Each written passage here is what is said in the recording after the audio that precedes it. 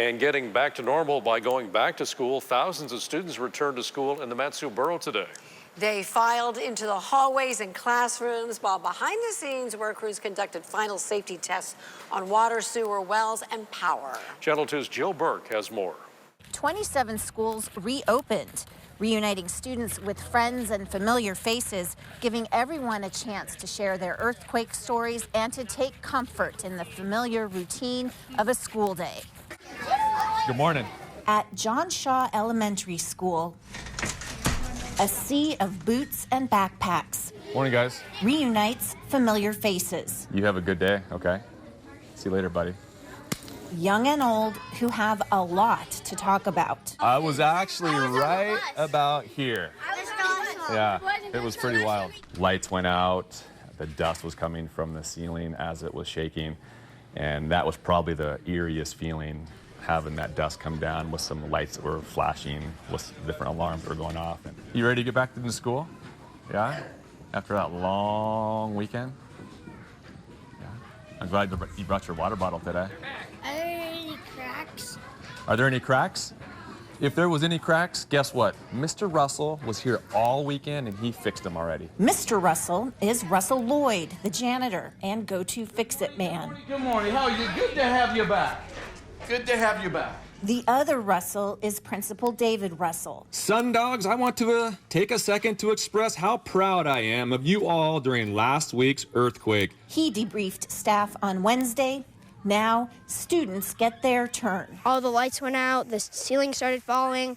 We quickly got under the table, and I heard something, so I looked up, and all of the walls were just like waves. So I got under her desk and stayed there until my mom ran into the classroom and got me out of the school. The school has had a thorough checkup.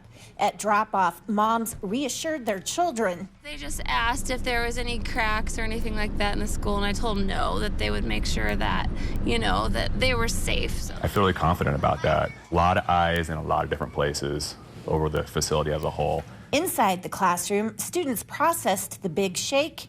I got freaked out. The way kids do best. We went to go check on all of our animals. Like my brother's parakeets were traumatized. Healing through storytelling. My dog just didn't really know what was going on, and my hedgehog, a hedgehog? His little bed fell over. It's a return to learning. I think that's important that routine continues. A return to a safe place. We also are keeping an eye out for those kids that have concerns and are still a little bit traumatized. And along the way, a lesson or two about life. A lot of cracks happened in a lot of houses, especially in the sheetrock, and that's something that they're going to be able to fix easily. And about people.